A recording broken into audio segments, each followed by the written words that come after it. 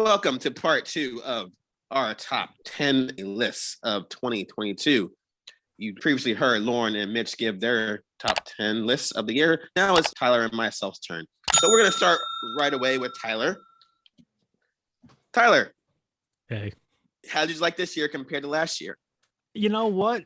This year it was definitely a lot heavier and more metallic for Tyler this year around. So I can't wait to get into my stuff. But there are a few surprises on there that I think you'll enjoy, maybe. We had better. All right. Take it away, Tyler. All right. At number 10, we have Kendrick Lamar's Mr. Morale and the Big Steppers. I re-listened to this one because I wasn't remembering too much about it. However, when I got into it, I'm like, oh, this wasn't too bad. You know, the sound design on it was great. Wasn't too thrilled about the narcissistic undertones where he compared himself to Christ and all this religious comparison stuff. But for what it was, easy listening. It was pretty enjoyable. At number 9, we have Muse, Will the People. Just that opening track, the self-titled song, just hooks you right in. It's just Muse. It's just the great like rock that they are known for. So yeah, that one's a bit shorter, unfortunately. What do you get for number 9? Number 8, we have Joji Miller's Smithereens. I bet Mitch is actually very happy about this one. I knew Joji before he started his music career for a lot of his song parodies. So going into this, I kind of had a different idea of what he was supposed to be. But when I started listening to it, like, it's not exactly sad boy music, but it is very heartful and soulful and soft. And I got really into it because he has this voice that really kind of hooks you in and takes you for the ride. And it was just great to come back and listen to him again for the first time in so many years. Number 7, we have Unlimited Love by Red Hot Chili Peppers. I remember we listened to Blood Sugar Sex Magic for the Patreon before this. It sounded similar. I didn't have too much experience with the Chili Peppers up to that point, and it sounds almost the same. The modern tone is great for old fans to revisit and new fans to sink their teeth into. I'm still shocked that they weren't sued by the Cardigans over the similarity to that one song they had. She's a Lover. It sounds so damn similar to me to Love Me by the Cardigans that I'm waiting, man. I'm waiting. Number 6, we have Slipknot, The End So Far. I'm going to keep this brief. It's Slipknot. You get what you get and you don't get upset from one of the modern faces of heavy metal. It's just great headbanging music. That's just all I want to say. It's great. Number 5, we have Motionless in White scoring The End of the World. It's harsh, it's loud, it's amazing. It's best adjectives to describe Motionless in White's latest release. This album isn't afraid to hold the mirror up to some serious materials in the contemporary world while still keeping that "f you" attitude. And that's really what I liked about them. The mix of heavy metal and synth wasn't exactly overbearing, and it was blended just to the point where it could be extremely enjoyable. It isn't groundbreaking, it isn't really new, but it's one hell of a ride nonetheless.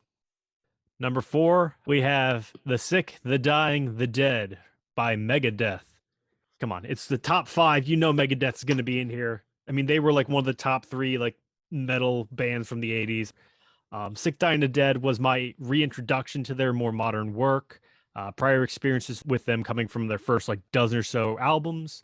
While they still had that amazing sound from back in the day, unfortunately, it is akin to kind of listening to Iron Maiden now, which I understand now that the front man, what was his name?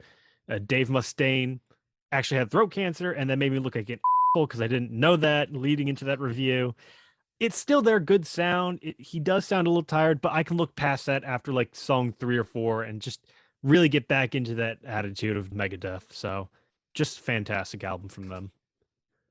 Number 3, this one is Omens by Lamb of God. I actually gave this a praise this, one of, I think, 2 or 3 from this past year. I knew about Lamb of God from high school because one of my teachers gave me a list of metal bands to listen to. Never got around to it. And I can say, without a doubt, that Lamb of God, I believe, is like one, if not the shining example of what modern heavy metal is supposed to sound like and what it's supposed to be like. Just that harsh, thrashing sound, and I love it to death. I wish I had listened to them sooner, and I'm starting to work through some of their discography, but I'm kind of going back and forth on some of it. So number 2, it is Bag or Die from Baby No Money. I also want to say that Baby No Money was actually the number 1 listened artist by me this year from my Spotify wrap up, which honestly surprised me. But then when I thought about it, I'm like, yeah, no, that makes sense. Those late nights coming home from a game night was just Baby No Money, jamming out, whatever. His album was just a great follow up to his last one. It was enjoyable. It's catchy. It's upbeat. It has that entertaining, if not blue humor, lyrical content that you can expect from him. And yeah, he kept the mentions of MILFs to a very minimum this time around, which I know Mitch liked. But yeah, great album. All right, number 1. It was Dropout Boogie by the Black Keys. This album was the one I spent the most time with for the last few months. It just kept rearing its head every long drive and on a weekly basis on like Spotify Shuffle. It just hits all the notes for me. The album is fun for its slight varying tones, the central, like, if not Midwestern rock feel that keeps everything together. And you got the guitars from ZZ Top. So that's always a +1 for Tyler. I did go back to my notes and looked at it's going to become one of my favorite albums of the summer. And sure enough, I listened to that album like over and over from like June through August. And just what a summer to listen to that album to. And yeah, that's my list. All right, good job, Tyler. And now, everybody, it is time.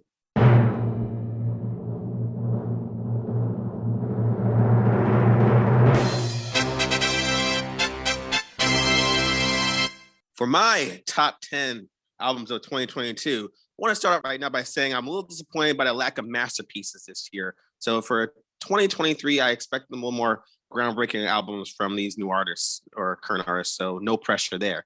But for the way I did my list is not only did I put albums on here that I enjoyed, but also albums that I felt the musicians were pushing themselves artistically in a creative way. In some cases, I should say. So let's get it started. Number 10, got Slipknot with their album The End So Far. Now I'll say right now, I don't think it's as good as their previous album, which was called We Are Not Your Kind, but it's a great mixture of their old school new metal sound with some groove metal attributes in there as well. And they even put in a bit of goth metal, like for that opening track, which was called Adderall.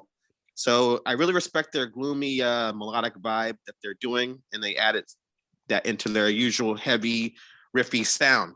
Great job, Slipknot. Coming in at number 9 is Danger Mouse with Black Dot and their album Cheat Codes. Now, I think this is like the next best thing we can get to having anything new from the Roots.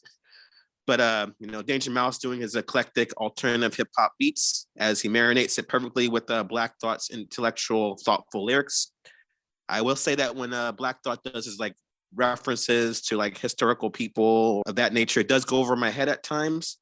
But I think this album is a fantastic listen. Got some great features on there doing their thing, from Raekwon to Joey Badass to Run the Jewels.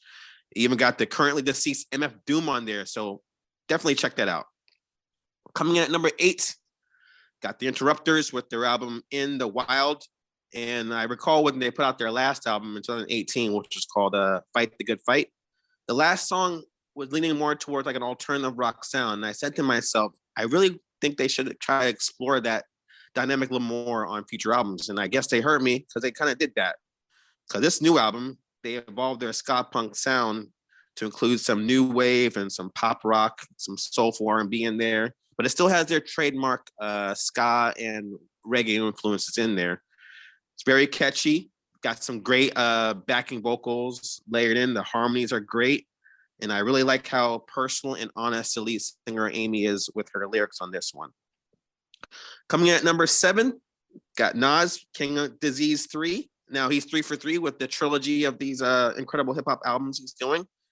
Got producer Hit Boy on there, providing some East Coast influenced flawless beats that complement Nas's conscious, braggadocious, and often reflective lyrics. So definitely check out the latest Nas and the previous 2 King Diseases as well.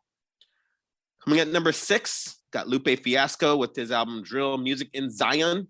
Now, obviously, you can tell that Lupe is really influenced by Nas himself, but the way he took his approach to this album is really conscious in the hip hop department, but he's going for a more jazz rap feel and the production, which is one of my favorite hip hop subgenres. And there's lots of horns and piano keys mixed in there. Still very relaxing, mellow, low key vibes throughout. So Lupe continues to show how much he is like a forward thinker with his lyrics about ethics, artistic integrity, abstract thoughts.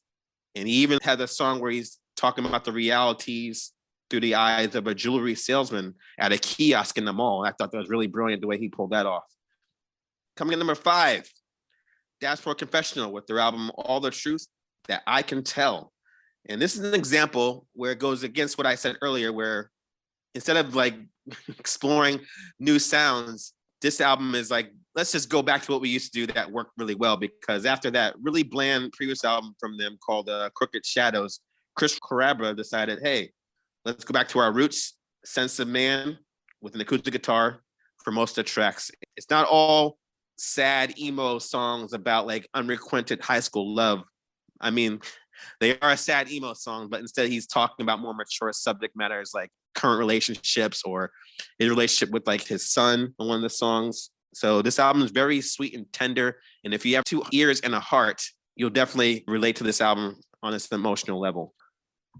Coming in at number 4, Just Let Your Soul Glow. Yes, Soul Glow with their album Dysphoria Problems. Now, I remember back in 2016, this band called the Dillinger Escape Plan put out their final album, which made my top 10 of that year. And it was so damn perfect, but I could not recommend it to just anyone due to how abrasive and occasionally noisy it could be. And that's the same thing with Soul Glow with their hardcore sound. I recommend, like, if you listen to this album, you read along to the lyrics because Pierce Jordan is really smart and intellectual person with what he's writing. But at the same time, the way he delivers his vocals are either screaming or really fast paced, like garbled like style. So it's hard to understand it. But if you can really listen to or read what he's talking about, the lyrics are dealing with like social issues, racial inequality, even his own insecurities growing up as a kid.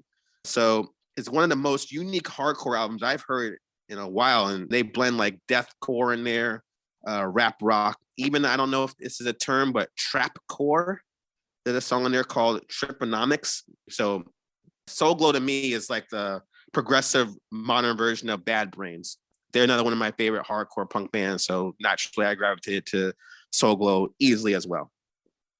Coming in at number 3, got Black Midi with their album Hellfire. And it's a very eclectic smorgasbord of prog rock, post-punk, and experimental jazz fusion with elements of country, cabaret, and show tunes. You heard me right, everybody. They're putting this all in this big melting pot, and they deliver it so well.